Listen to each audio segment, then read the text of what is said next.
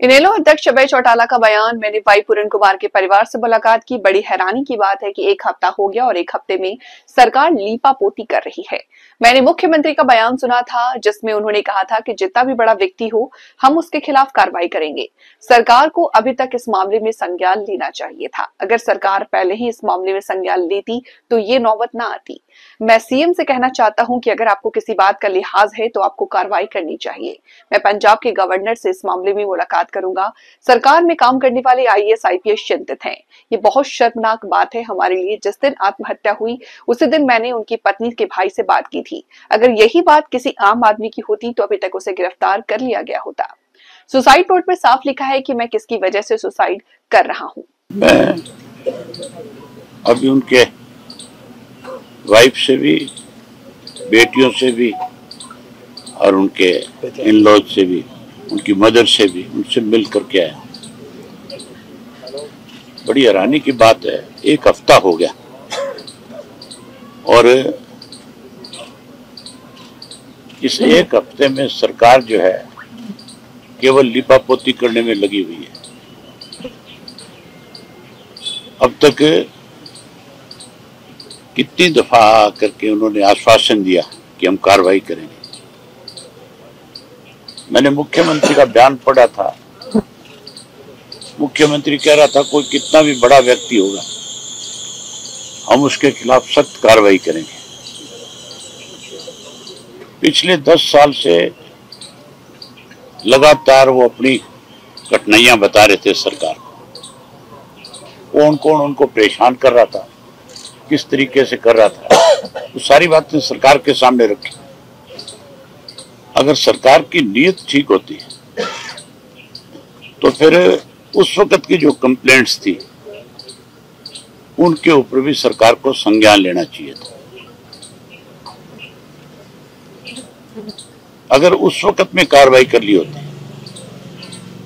तो मेरे ख्याल से आज ये नौबत नहीं आनी थी।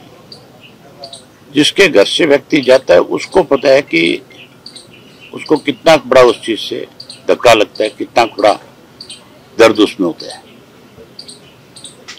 मैं तो आपके माध्यम से मुख्यमंत्री से कहना चाहता हूं कि आपको थोड़ी सी भी अगर कोई लिहाज है किसी बात की तो तुरंत आगे बढ़ना चाहिए इस मामले में। अभी मैं गवर्नर से मिलूंगा, पंजाब वाले से, उनसे जाकर उसके कहूंगा कि आपकी जिम्मेवारी बनती है कि मामला चंडीगढ़ का है। हरियाणा की सरकार तो इस मामले को जानबूझ करके लिंगर ऑन करना चाहती है। ये पहली बार नहीं है। हरियाणा अनेक बार इस तरह की चीजों से शर्मसार हुआ है और सत्ता में बैठे लोगों ने उस पर कोई कार्रवाई करने की बजाय उनको बचाने का काम किया। संदीप सिंह का जो मामला था वो भी हमारे प्रदेश के लिए इतना ही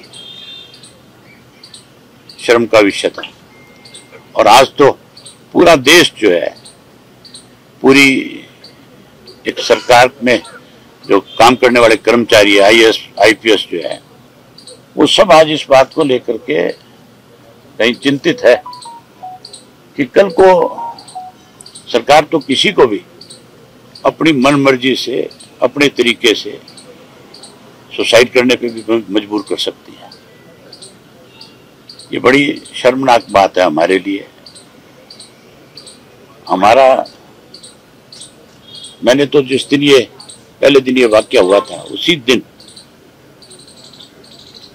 इनके जो भाई एमएलए हैं उनसे बात करी थी, क्योंकि वो हमारे नेबर साथ लगती हुई डिस्ट्रिक्ट से एमएलए है, और उनको कहा था भी हम आपके साथ हैं पूर्ण रूप से। आज भी मैं उनको यही बात कह करके आया हूँ कि जब तक आपके साथ न्याय नहीं होगा हम आपके साथ खड़े हैं, और हम आपके साथ केवल खड़े नहीं हैं, हम सरकार को इसके लिए मजबूर भी करेंगे।